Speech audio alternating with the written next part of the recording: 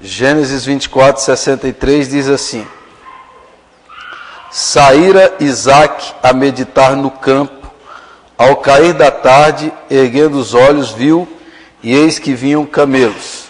Saiu Isaque a meditar no campo.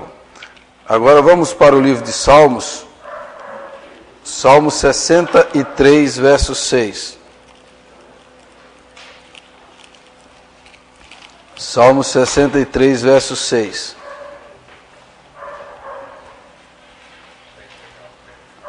Diz assim: no meu leito, quando de ti me recordo, e em ti medito durante a vigília da noite. E em ti medito durante a vigília da noite. Salmo 119, Salmo 119, verso 78.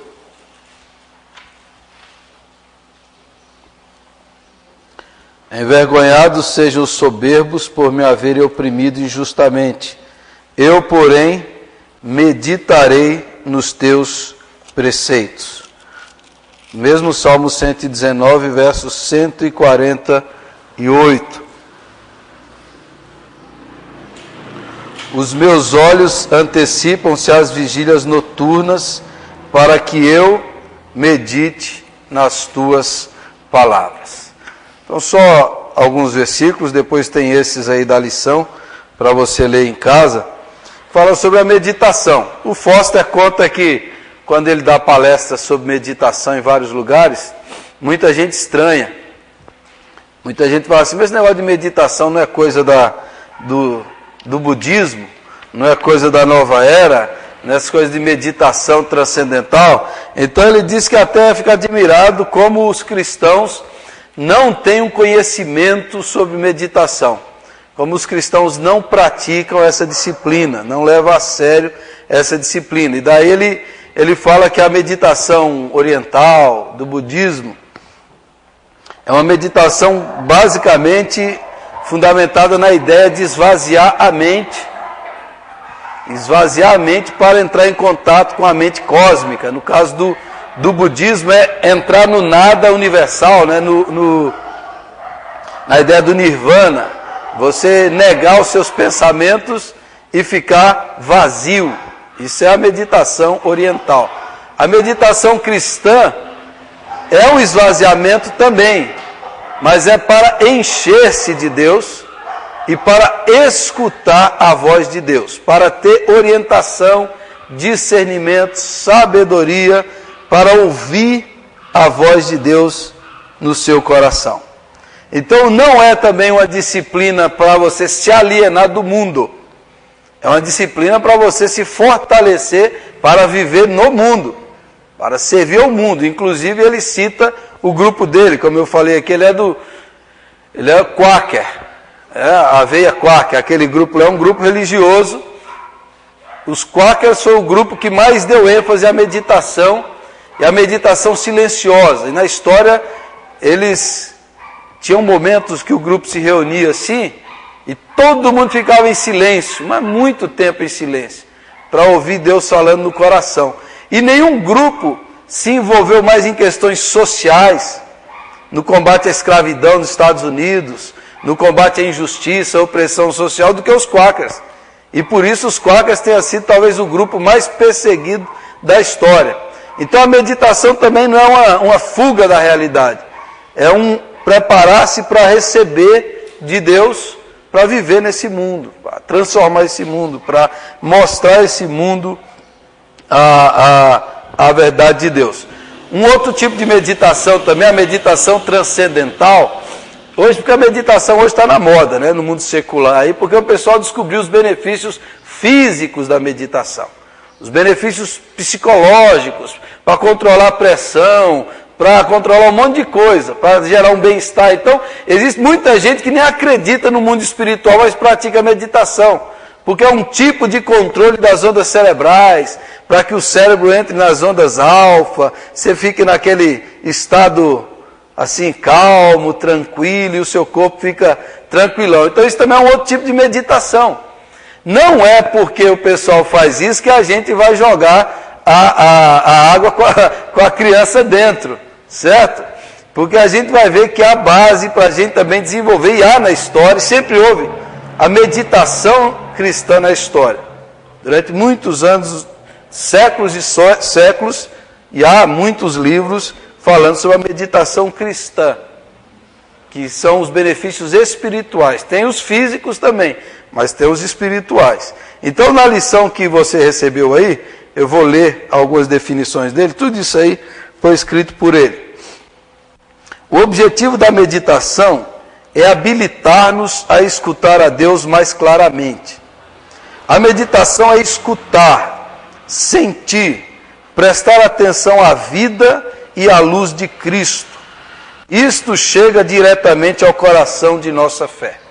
Então, é você parar para ouvir a voz de Deus, para escutar, para receber a luz de Cristo na sua vida. A meditação é uma disciplina mais passiva. É mais caracterizada por ponderar do que por estudar. Mais por escutar do que pensar. Mais por soltar do que agarrar. Não estamos tanto atuando. O que fazemos mais é abrir-nos para ser atuados. Convidamos o Espírito Santo para que venha trabalhar dentro de nós, ensinando, limpando, consolando, repreendendo. Também nos rodeamos com a forte luz de Cristo para nos proteger de qualquer influência que não vem de Deus. Então é você parar para receber, para ouvir, para concentrar sua mente, seu coração na frequência e na sintonia de Deus, para que o Espírito de Deus fale com você. Então a meditação é essa disciplina, porque nesse mundo apressado, corrido, agitado, cheio de vozes e barulho, a nossa mente e o nosso corpo não param. A meditação é quando você para o corpo, a mente e a alma e prepara a sua mente para se concentrar em Deus, para que Deus venha ministrar a você. Deus sempre fala, o problema é que a gente não tem tempo para ouvir. Lembra os jovens quando vão em acampamento? Nossa, Deus falou comigo lá. Só fala no acampamento, porque no acampamento ele fica 2, 3 dias sem televisão, ele fica concentrado ali, ouvindo a palavra, só falando das coisas de Deus. Então, porque não é porque Deus só fala nesses acampamentos, é porque Ele parou para ouvir. Então, às vezes isso acontece com a gente também. A nossa vida é tão apressada, é tão rápida, os nossos momentos devocionais são tão ligeiros que a gente não para, não tem essa dedicação exclusiva para ouvir a voz de Deus. Então ele cita, mas os que meditam sabem que mais frequente reação é a inércia espiritual, frieza e falta de desejo. Os seres humanos parecem ter uma tendência perpétua de que alguém fale com Deus por eles. Contentamos-nos em receber a mensagem de segunda mão. É próprio do ser humano. Por isso que no Novo Testamento Jesus tinha acabado com o sacerdócio, mas a igreja ressuscitou o sacerdócio, né? Porque o sacerdote é o substituto, é aquele que fala com Deus em nosso lugar, é aquele que ouve a voz de Deus em nosso lugar, é aquele que nos substitui. E o ser humano gosta disso. Desde Israel, quando escolheu o rei, falou, não queremos que Deus nos governe, que Deus fale conosco, queremos um rei. Essa tendência humana é que o outro sempre nos substitua, sempre nos ensina. Então, a gente fala assim, para que eu vou meditar na Escritura? Deixe o pastor pregar lá, eu já vou ficar sabendo, né? Eu vou entender esse negócio, eu não vou meditar. Então, essa tendência de, Deus também não vai falar comigo, quem sou eu para Deus falar comigo? Deus não fala comigo, fala com o outro. Então, a gente perde essa fé que Deus quer falar no nosso coração, que Deus pode nos iluminar e nos guiar, que não é só o iluminado, não é só o pastor, não é só o sacerdote, não. Agora nós temos o caminho livre e foi aberto pelo sangue de Cristo. Nós temos isso agora. Então, essa tendência a gente tem que deixar de lado, falar assim, eu quero ter a minha experiência pessoal, Eu quero ouvir a voz de Deus, a direção de Deus, eu quero entender o que Deus fala comigo, eu quero compreender, eu quero discernir, eu quero ser alimentado pelo Senhor. Eu quero deixar de pegar apenas de segunda mão, eu quero que Deus fale comigo. Essa é a ideia da meditação, é você crescer na comunhão com Deus. Você aprender diretamente na fonte, beber da fonte, né? Beber da fonte que é o Senhor, o rio de água viva. Agora, como meditar? Como meditar? E aí, tempo, lugar e postura física. Tempo, né? Como meditar? Então, a primeira coisa é o tempo.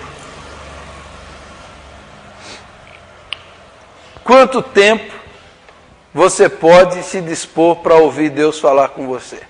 A gente precisa de tempo para isso. Se a gente não tirar um tempo diário para parar, agora nesse tempo aqui eu vou tirar o telefone do gancho, desligar o celular, a TV, seja o que for, eu vou reservar esse tempo. E a gente precisa disso, porque até o nosso corpo, ele precisa de hábitos, né? Quando você habitua a dormir numa hora, acordar numa hora, e você às vezes tem dia que você quer acordar mais tarde, mas você acorda naquela hora, porque seu corpo está habituado. Então a gente precisa de um tempo reservado no dia para fazer isso, para meditar. Aí cada um tem que ver quando é que eu posso. Né? Na maioria dos seres humanos, acho que quando acorda é um bom período. Outros talvez sejam no meio do dia, outros no fim do dia, mas o importante é você ter tempo para isso. A gente precisa ter tempo para isso. A gente tem tempo para tudo, menos para ouvir a voz de Deus. Então precisa tirar um tempo. Lugar. A gente precisa de um lugar. Qual é o lugar melhor? Qual é o lugar que eu posso ter mais tranquilidade? Que eu não vou ser incomodado, perturbado? Qual é o lugar que eu vou ficar calmo?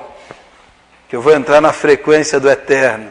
Qual o lugar que eu tenho? Talvez pode ser na sua casa, talvez pode ser no lugar próximo da natureza, que até ajuda bem.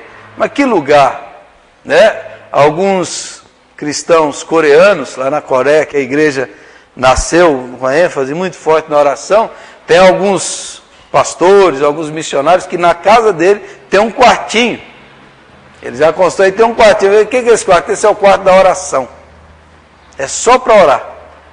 Então ele só entra ali para orar. Isso é um quarto de escuta, chama o quarto. Ali é o meu quarto de escuta. É que eu entro para falar com Deus e para escutar a voz de Deus. E lá tem igrejas que tem acampamentos só de oração. Tem chalé só de oração. Tem as montanhas de oração na Coreia. As igrejas que constroem isso. Para orar. Então a gente precisa de um lugar, a gente precisa desenvolver aquele hábito. Você entra ali, você vai orar. Tem igrejas que têm as salas de oração, que é própria só para orar, só para o povo orar direto. E sempre está revezando, mesmo quando a igreja não está tendo nenhuma programação, na sala de oração sempre tem alguém orando, intercedendo. Nas paredes tem os pedidos de oração, os motivos de oração, os textos bíblicos.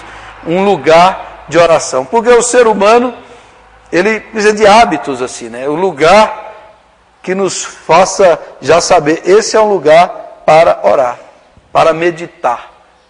A gente precisa. Você pode meditar em qualquer lugar, mas há uma necessidade física e psicológica nossa de um lugar específico para isso. E terceira coisa que ele fala é a postura física. Você sabe que, infelizmente, nós cristãos aqui, cristãos evangélicos, nós somos muito pobres nesse negócio de postura física para orar. Você vê que na Bíblia tem vários tipos de oração. De joelho, de pé, deitado, de várias maneiras, e a Bíblia não determina uma forma. Porque a maneira como a gente ora não importa tanto, o que importa é o coração. O interior influencia o exterior agora. Porém, todavia, o exterior influencia o interior. O exterior influencia o interior. Se você está cansado e vai orar deitado, você dorme. Você coloca no seu coração, eu queria tanto orar hoje, mas deitou, dormiu.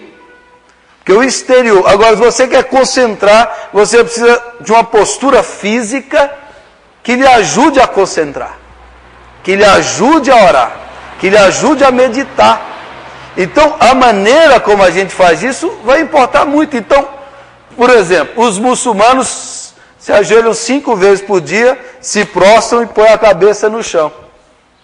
Na Bíblia, adoração, prosquinel, prostrar-se, beijar os pés.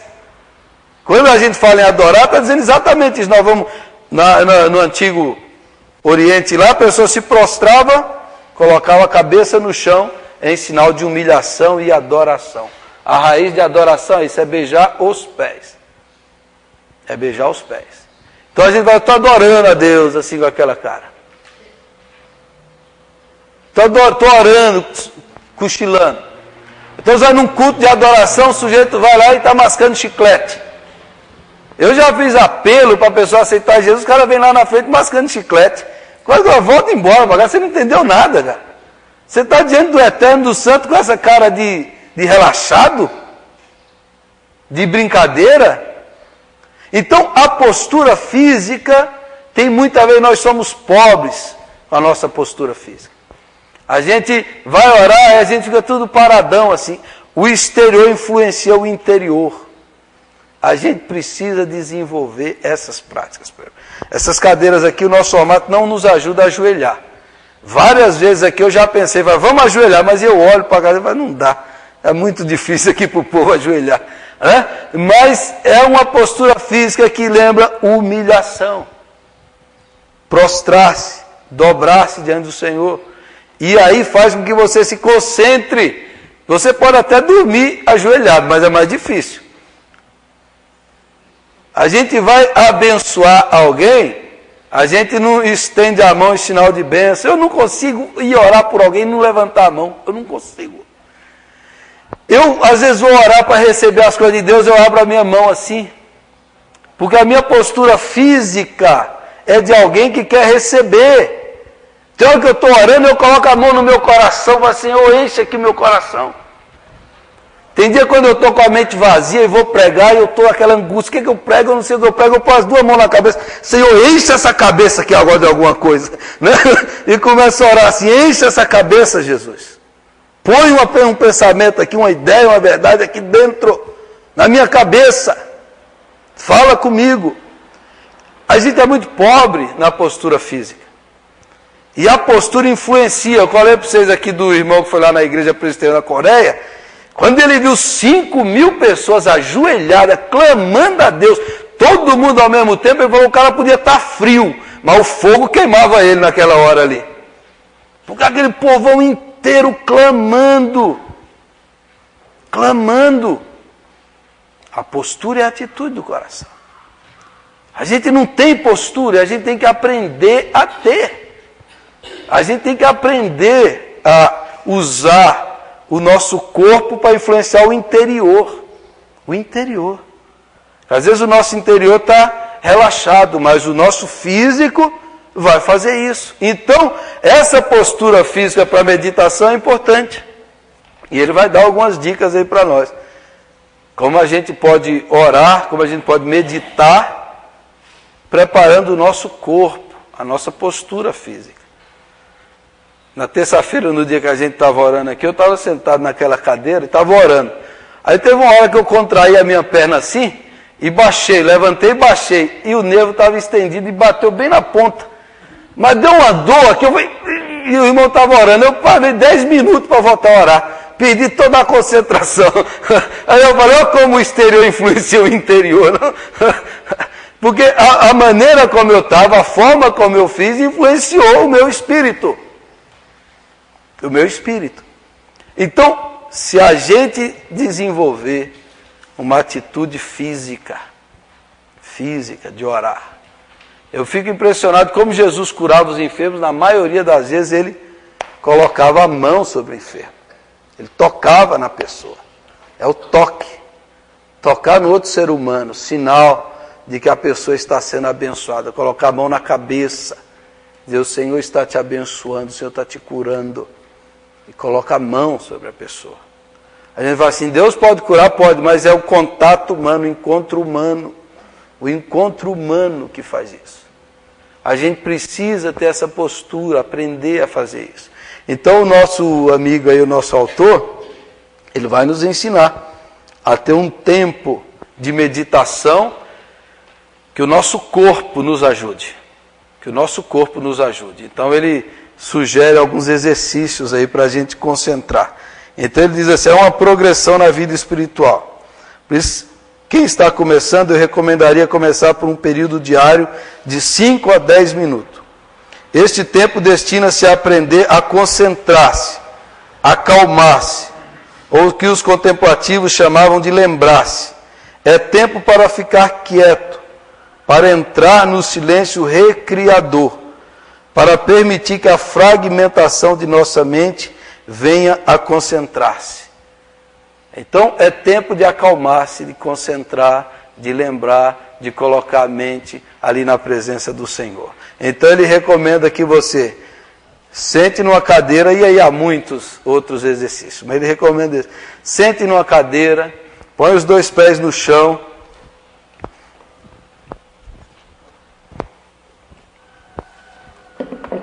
sente numa cadeira, põe os 2 pés no chão, fique de maneira vertical, pega as suas mãos, abra as suas mãos, ou às vezes fecha as suas mãos, use a sua respiração. A respiração, Deus criou o homem, Deus soprou. A palavra respirar e espírito é a mesma raiz. Respirar e espírito e o vento do espírito é a mesma coisa na Bíblia, no hebraico. Então a respiração de um homem, você entra em contato com o seu interior. Com a respiração você acalma a sua mente. Com a respiração você acalma a sua pressão. Com a respiração você coloca para fora e coloca para dentro. Quando a gente aprende a respirar, a gente melhora a nossa saúde física e psicológica. Por isso que o yoga tem tantos adeptos. Ele ensina as pessoas a respirar, a saber entrar em contato com o seu interior pela respiração. A palavra que Deus se revelou a Moisés lá e falou assim, eu sou, é o Yahvé, o tetragrama, as 4 palavras impronunciáveis. Na fala dessas 4 palavras, a ideia é a palavra impronunciável, é o sopro de Deus. Então, quando a gente respira, a gente está dizendo, eu respiro, porque Deus me deu a respiração. Que Deus me deu isso. Quando Deus soprou, o homem passou a ser alma vivente. Quando o homem expirou, na Bíblia expirou é perder o espírito, morreu. Então, quando a gente aprende a respirar, a gente consegue controlar o nosso corpo, a nossa mente, a nossa alma. Então, isso a gente não sabe nem respirar direito, a gente não sabe. Né? Então aprender a respirar, e daí o Foster nos indica esse exercício, você sentar com os 2 pés no chão, bem plantados no chão, suas costas de maneira vertical, você colocar a sua mão, existem outros, você colocar a sua mão e você começar a expirar e inspirar, exalar e inalar, e ele ensina você a fazer isso. Então você pega tudo que está lhe incomodando, preocupação, ansiedade, e você colocar diante do Senhor, fechar os seus olhos e começar a inspirar. Fechar os seus olhos e começar a inspirar. E abaixar sua cabeça e levantar lentamente, jogar para trás e dizer, Senhor, eu inspiro a tua paz. E eu exalo a raiva que eu estou sentindo. Então você pegava assim, eu entrego esse ódio. Eu entrego essa raiva. E eu recebo. Enquanto você inala, enquanto você inspira e enquanto você expira. Quando você faz isso, quando você respira assim, e você coloca isso em oração, porque a oração é a respiração da alma. É a respiração da alma. Enquanto você inspira a paz de Cristo para dentro do seu pulmão, você põe para fora tudo de ruim que está dentro de você. E coloca o lixo diante do Eterno, só o Eterno que pode receber isso. E você recebe a luz, a paz, a graça, a bondade, ou outros exercícios. Quando você faz isso, você clama, Senhor Jesus, tem misericórdia de mim. Senhor Jesus, tem misericórdia de mim. Inspirar e expirar. Certo? Então isso é um exercício que ele dá no livro. Existem outros exercícios espirituais de meditação. Mas se você aprender a respirar, já é uma grande coisa. Se você sentar direito, já é uma grande coisa. Se você usar a sua respiração para receber, para acalmar, para limpar, para controlar a pressão, o batimento cardíaco, para passar aquela raiva, para passar tudo que você, do lixo que você recebeu durante o dia, e agora você vai pôr para fora. Você vai pôr para fora, você vai pôr para fora, e agora você vai receber o amor, a paz, a alegria, e você inspira para dentro, através da respiração.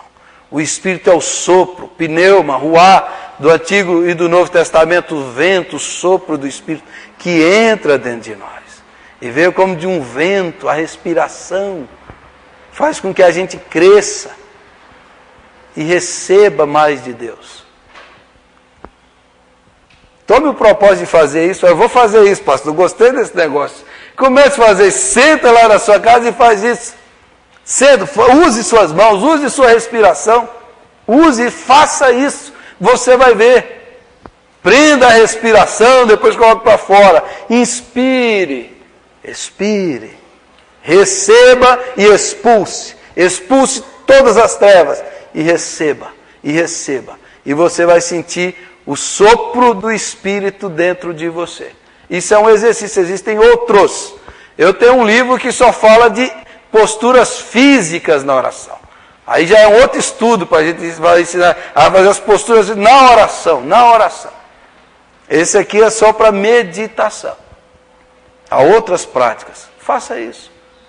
Comece a praticar dessa maneira, palmas para baixo e palmas para cima. Né? Respiração, abra as mãos, levante as mãos, da maneira como você quiser, mas comece a fazer isso. E aí, nós vamos entrar na parte em que meditar. Em que meditar?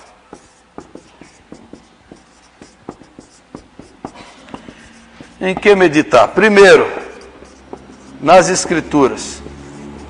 E aí o que ele nos sugere? Uma coisa que a gente também não faz muito, é o uso da imaginação. Porque estudar, você pondera, você faz toda aquela coisa. Agora, meditar é diferente. Meditação, como ele diz aí, o estudo das Escrituras se concentra na exegese. Quer dizer, você vai pesquisar o sentido da palavra. Mas a meditação das Escrituras concentra-se em internar e personalizar a passagem. Então, quando você vai estudar, você fica anotando o que essa palavra quer dizer, o que isso quer dizer. Mas meditar não, você pega a palavra que você está lendo ali, e você vai internalizar ela dentro de você. Você vai trazer ela para dentro de você, para dentro da sua vida. A palavra escrita torna-se uma palavra viva endereçada a você. Tome um simples acontecimento, como a ressurreição, ou uma parábola, ou uns poucos versículos, ou mesmo uma simples palavra, e deixe que isso crie raízes em você. Busque viver a experiência, lembrando-se de aplicar todos os sentidos à nossa tarefa. Quer dizer, entre na passagem bíblica, procure colocar todos os sentidos, procure ver como estava Jesus na multiplicação dos pães. Olhe, veja a multidão, procure sentir o cheiro, procure ver as pessoas, procure enxergar Jesus, imagine o que seria aquele evento, como foi. Ao entrar na história, não como observador passivo, mas como um participante ativo. Lembre-se de que uma vez que Jesus vive no agora eterno e não é limitado pelo tempo, o acontecimento do passado é uma experiência viva no tempo presente para ele. Daí você pode realmente encontrar o Cristo vivo no acontecimento, ser alcançado por sua voz e ser tocado por seu poder curador. Isto pode ser mais do que um exercício da imaginação, pode ser um autêntico confronto. Jesus Cristo realmente virá a você. Com frequência, acho que o ajoelhar é especialmente apropriado para esse momento especial. Dietrich Bonhoeffer disse: assim como vocês como você não analisa as palavras de alguém a quem você ama, mas aceita-as conforme lhe são ditas, aceite a palavra da Escritura e pondere em seu coração, como fez Maria. Isso é tudo, isso é meditação. Então o que ele nos chama? Usar a imaginação, a entrar dentro da história, a ver, sentir, ouvir o acontecimento bíblico, o que estava acontecendo. E aí a gente também é fraco no uso da imaginação, porque a gente sempre teve muito medo da idolatria. Então tudo que lembra assim, imagem, a gente aniquila. Mas para você sentir o texto, você precisa ler o texto e visualizar. Quer a gente queira, quer não, a gente sempre tem um tipo de visualização na nossa mente. Essa que é a verdade. Desde menino, quando eu ajoelhava para rezar, eu rezava na minha cama, eu rezava um Pai Nosso para Deus e uma Ave Maria para Nossa Senhora, então eu achava que Deus estava sentado num trono e a Nossa Senhora no outro. E aí eu fazia a minha oração ali. E a gente quer queira, quer não, depois que a gente cresce, a gente ainda visualiza alguma coisa. Entendeu? Pense em alguma coisa. Então é muito melhor pensar no que está escrito, por exemplo, a gente pensar na meditação, como por exemplo a mesa da ceia. Você sentado na mesa com Jesus.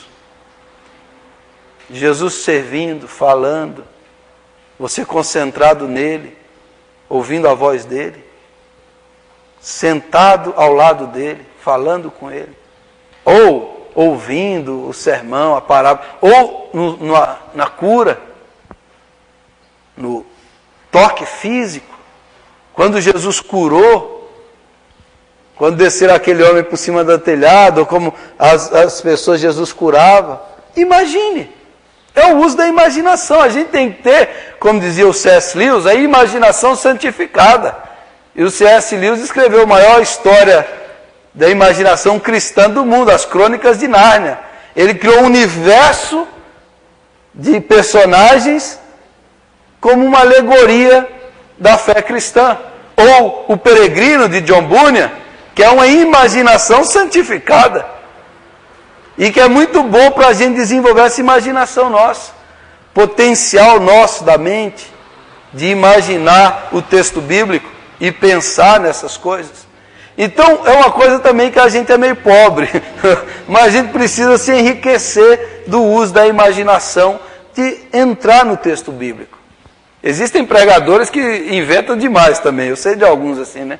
Ele imagina até demais do que está no texto, ele também não pode. Você tem que entrar no texto para a sua meditação, para a sua comunhão, para você receber de Deus ali. Então, a meditação não é tanto o estudo, nós vamos ter a disciplina aqui do estudo, mas na meditação é você colocar para dentro de você a história que você está lendo, que você está participando, e se envolver, e sentir, e perceber o que Deus está falando através das Escrituras.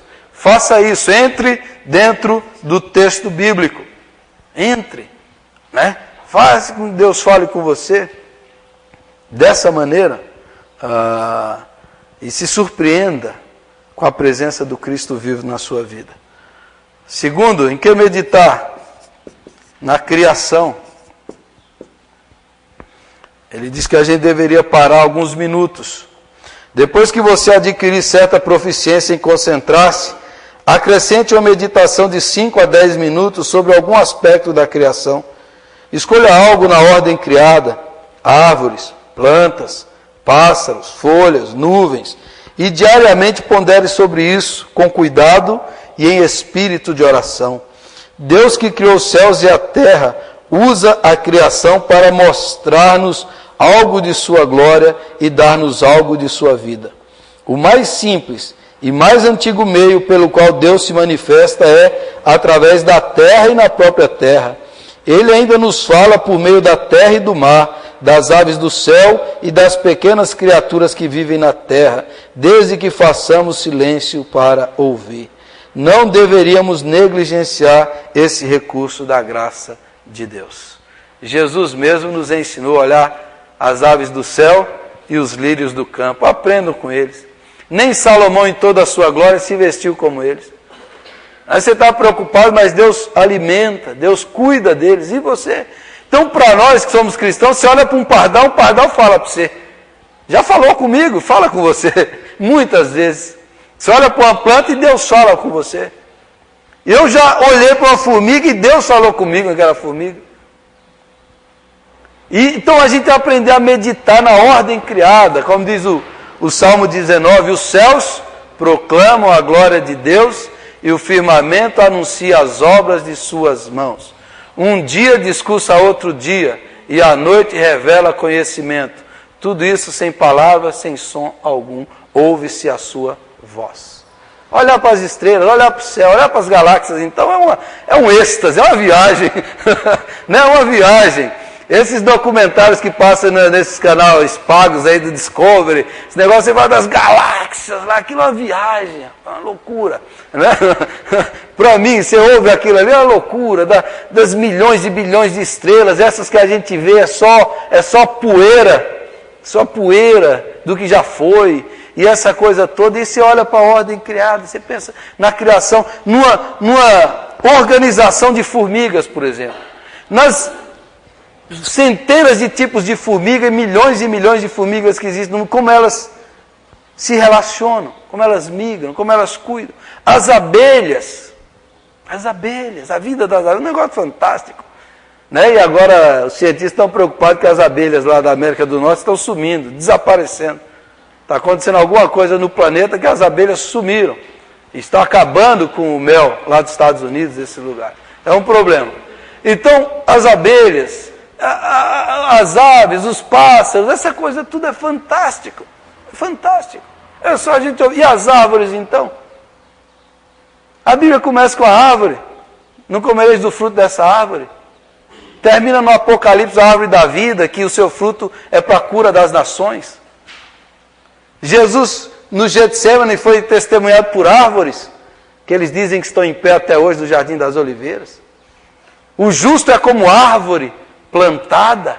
A Bíblia está cheia de árvores, as árvores que batem palmas, os cedros do... árvores. Todo tipo de árvore, né? As que existem, as sequoias que existem, são enormes, as grandes, todo tipo de árvore, é um negócio fantástico, que a Bíblia fala, que a Bíblia ensina, que a gente deveria parar para meditar nessas coisas, e aprender com isso, com a vida, com aquilo que está acontecendo. Então, a ordem criada, todo o universo fala de Deus. Se a gente parar para meditar, a gente vai crescer bastante no nosso conhecimento de tudo isso. Tem que falar de animais, dos peixes, então, que é outra história, não? E tem tanta coisa, certo? Mas a criação, medite na criação. Pare para pensar nisso, para meditar, para deixar Deus falar com você. A gente não ouve os pássaros cantando, né? Tem um monte de pássaro cantando aqui. A gente não ouve, né? Aqui, quando eu venho aqui todo dia de manhã, tem um galo que fica cantando. Ele canta 9 horas da manhã, esse galo está meio perdido, né? Mas tem uma ordem.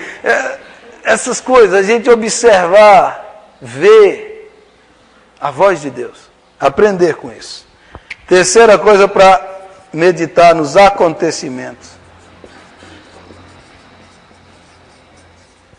Os acontecimentos históricos.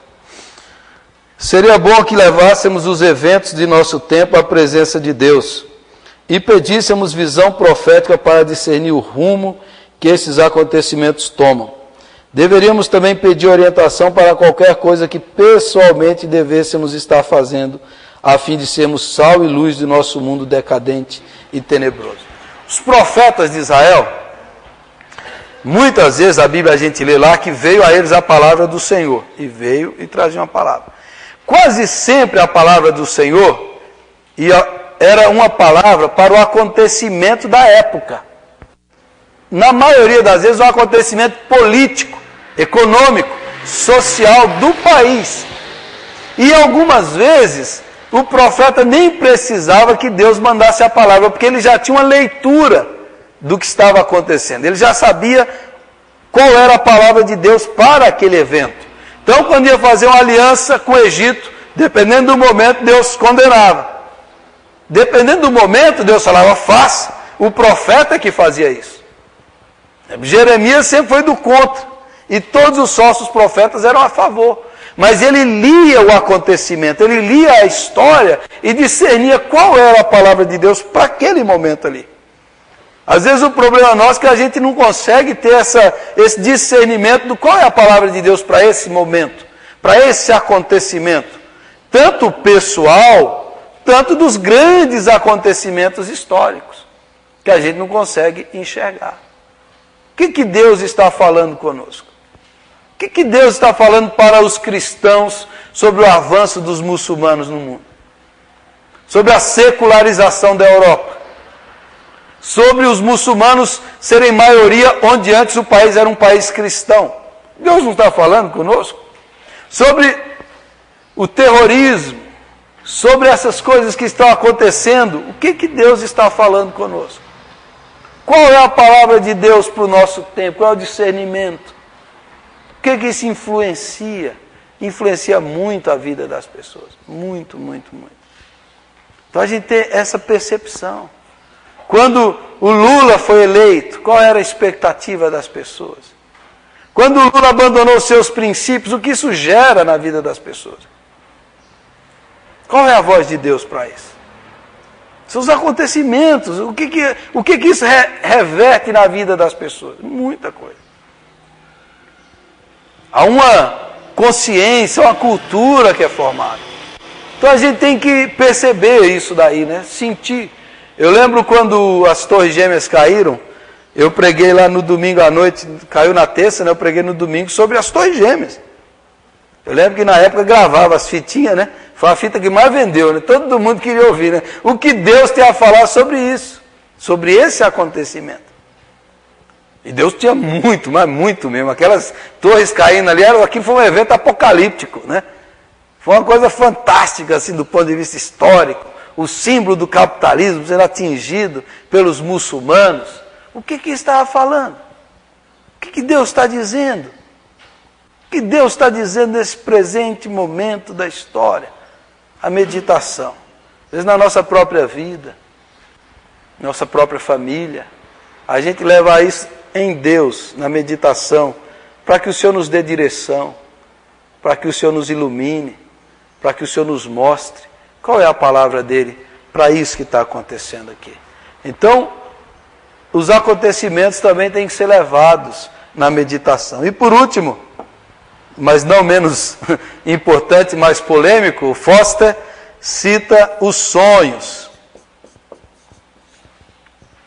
Os sonhos. Você já sonhou, não já não? Talvez até essa noite você já teve sonho. Os reformadores, quando saíram da igreja romana, na Idade Média havia muita crendice, muita visão, muita loucura. E os reformadores tinham muito medo desse tipo de coisa. E eles precisavam certificar da fonte única de autoridade que é a Bíblia. Então o nosso princípio, ontem nós participamos do culto lá na Monte Sião e esse foi um dos princípios, somente a Escritura. Então nós cremos que somente a Escritura nos revela Deus. A revelação está na Escritura. E a revelação é completa. Então a nossa igreja e as igrejas reformadas têm medo e não aceitam nenhum outro tipo de revelação que não seja da Escritura. Então esse é um tipo de coisa que nós ficamos desconfortáveis. Assim, sonho, Deus fala através de sonho, não é? Porque a gente acha que isso é violar o princípio da Escritura. O princípio da Escritura. E eu concordo, que a revelação completa, suficiente, está na Escritura. Porém, na própria Escritura, Deus fala muito através de sonhos. Muito Deus fala através de sonhos. E no decorrer da história, a maioria dos cristãos aceitou isso. Que poderia ser uma maneira de Deus se comunicar com as pessoas através dos sonhos. No nascimento de Jesus, você só vai ver o anjo entrando no sonho, né? Ele entra no sonho de José, o sonho de José era, cada sonho era um anjo, José vai para ali, José vai para lá, José volta para cá, e o anjo falando com ele. Então, a gente tem muito receio disso. Agora, deixa eu lhes falar aqui o que eu creio. Por exemplo, com o advento da psicologia, no século XVIII, XIX, o Freud da psicanálise, eles entenderam o sonho como um meio que o sonho revela o nosso inconsciente. As coisas que estão dentro de nós vêm à tona no sonho. Então, por exemplo, um psicanalista, muitas vezes ele pergunta, o que você tem sonhado? E ele interpreta o seu sonho. E na maioria das vezes ele acerta, né? O que o seu sonho está dizendo. Então o sonho é uma maneira de revelar coisas que a gente não está discernindo, de nós mesmos. De nós mesmos. Coisas que a gente não está entendendo. Há pouco tempo atrás eu tive um sonho, que quando eu acordei eu pensei, o lugar que eu estava no sonho, a pessoa que eu encontrava, eu falei, cada um representava algo para mim mesmo, entendeu? Eu estava dizendo para mim mesmo, na época que eu estava querendo voltar para aquele lugar e encontrava aquela pessoa, porque aquele lugar, aquela pessoa me lembrava um sentimento. Então eu estava me entendendo o que eu estava dizendo para mim mesmo, que a minha alma estava falando para mim, ó, você está precisando disso. Era um período que eu estava me sentindo muito cheio de coisas, e aquele lugar, aquela pessoa me lembrava um período de tranquilidade, né? De leveza. E eu falei assim, ó, eu estou dizendo para mim mesmo que eu estou precisando dar uma relaxada. Então, o sonho pode nos revelar coisas nossas. Daí o Richard Foster nos aconselha a orar e a registrar o seu sonho, porque a gente esquece. E a gente começa a registrar. Se você tem sonhos recorrentes, sempre a mesma coisa, está dizendo alguma coisa. Eu tenho sonho de vez em quando, eu sonho muito que eu vou, por exemplo, fazer um casamento no sonho. Aí eu chego na frente do púlpito, eu esqueço que eu vou falar. Aí eu fico desesperado, o que eu vou falar agora? Todo mundo olhando para mim, e agora? Quantas vezes eu já sonhei com isso? É um grande medo que eu tenho de chegar na frente da igreja e não ter o que falar. É uma coisa que está clara. Não, o que eu vou falar? O povo está tudo esperando. Eu falo, mas o que eu falo? Não tem nada na cabeça, o que eu vou dizer para esse povo? Aí você acorda desesperado, né? Então, um medo do meu coração. Então, existem sonhos recorrentes que falam de nós. Agora, o Foster defende a ideia que é uma maneira de Deus, às vezes, se comunicar conosco. De Deus falar conosco. Por isso que ele diz para orar, pedir para Deus e interpretar isso que o Senhor está falando. Eu já ouvi muita besteira de gente que sonhou cada loucura. Você fala assim, isso aí é porque você comeu feijoada demais, você sonhou. Você entendeu? Você é um pesadelo. Eu já ouvi, mas, na história da fé, na história da igreja, você também vê. O Dr. Martin Lloyd Jones, que é um pastor querido pelos pastores presbiterianos conservadores, no seu livro Avivamento, ele conta histórias assim. De um pastor que toda madrugada ele sonhava o que ia acontecer no culto. Mostrava o que ele ia pregar, o que ia acontecer e quantas pessoas iriam se converter. E ele recebia toda madrugada aquilo e à noite acontecia. Martin Lloyd Jones, presbiteriano, calvinista, conservador, diz isso no livro dele. Em muitas épocas de avivamento assim. Se você ler a revista Missão de Portas Abertas, se você ler a história da igreja perseguida, você vai ver quantos testemunhos de gente que alguém falou com eles no sonho. Alguém falou no sonho. Essa revista desse mês mesmo tem. Foi lá no sonho, e normalmente no sonho a pessoa não prega o evangelho. É interessante isso, porque a pregação do evangelho é nossa. O sonho é assim, procure fulano, procure aquilo, vai em tal lugar, ou ele vê. Ou uma mulher que escreveu um livro, quando ela largou o Maomé e se tornou cristã, ela fez uma oração. Estava com os dois livros, o Alcorão e a Bíblia. Fala comigo, dormiu e no sonho Jesus falou com ela. Então, nos cristãos perseguidos, nos lugares onde não tem a fé, onde não tem a Bíblia, você vai ver que acontecem muitos casos assim. E aqui no Brasil, quando não tinha chegado a igreja também, você ouve histórias assim. A Igreja Batista de Londrina, a primeira Igreja Batista de Londrina, um casal de índios. Uma senhora sonhava toda noite com um baú e dentro do baú um livro preto. Um dia ela foi visitar a irmã dela e viu o baú do seu sonho. E a mulher falou, eu sonhei com esse baú. E a mulher, cruz credo, Deus me livre. E ela falou, dentro desse baú tem um livro preto. A mulher falou, é mesmo? Deus me livre. Ela falou, dê esse livro para mim. Ela deu. Aquela índia pegou a Bíblia e leu e se converteu. Falou, marido, precisamos ser batizados. Em Londrina, naquela região ali, não tinha nenhum pastor. Ela foi a pé de Londrina a Assis, onde tinha um pastor. Chegando lá, falou para o pastor, quem pegou para você? Ninguém. Eu lembro a Bíblia. Foi batizado, voltou e começou a primeira Igreja Batista de Londrina. No início da fé aqui no Brasil tem muitas histórias assim. Sonhos com a Bíblia, com o livro preto, muitas histórias assim. Então, é a história que nos conta isso aí. O Caio Fábio, no início do seu ministério em Manaus, o tempo que teve um grande avivamento em Manaus, quando ele começou a pregar lá, há histórias assim, ele e o pai dele, que era um homem que jejuava 20 dias, que orava muito, e eles oravam, há histórias assim, ele conta que um amigo dele sofreu um acidente, estava na UTI, à beira da morte, ele sentiu no coração dele, lá na casa dele, não podia entrar, ele ajoelhou e orou, e falou, Senhor, agora o Senhor vai entrar no sonho dele, e o Senhor vai curá-lo. E ele orou assim. Quando ele foi visitar o amigo dele, no outro dia, o amigo dele falou, Caio, estou bom, estava sarado. E eu sei o que aconteceu, Caio, eu sonhei que você entrou aqui, você colocou a mão na minha cabeça, você orou e eu fui curado. Ele falou, eu entrei no sonho dele. Lá na UTI, e há casos de pessoas na UTI, que ouve a voz, que ouve a oração e que Deus fala. Porque isso é além, o inconsciente.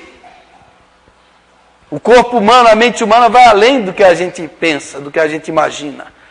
Só um parênteses aí, né, que é um assunto que eu quero um dia falar aqui, que é uma loucura, né? O pessoal que faz transplante de coração e o coração da pessoa guarda a memória do outro. Isso já foi provado. Isso tem livros, tem filmes. E os médicos vão, mas o coração só bombeia.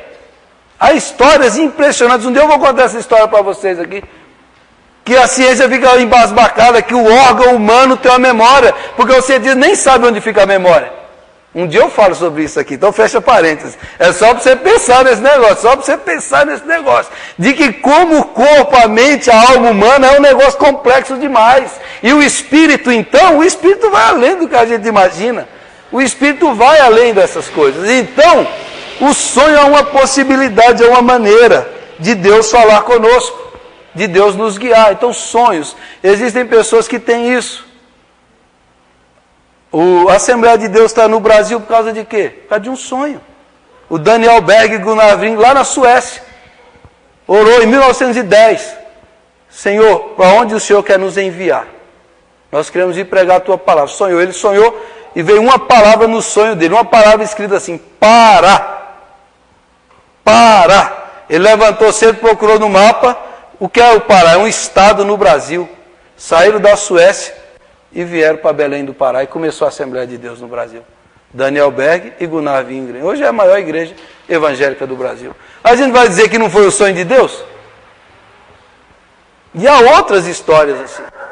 Então, o que eu digo para você, não busque, mas também não duvide. Certo? Eu falo assim, não fique buscando, Deus fale comigo no sonho e tal. Não fique buscando. Busque na palavra. Mas também não descreia, porque Deus é soberano.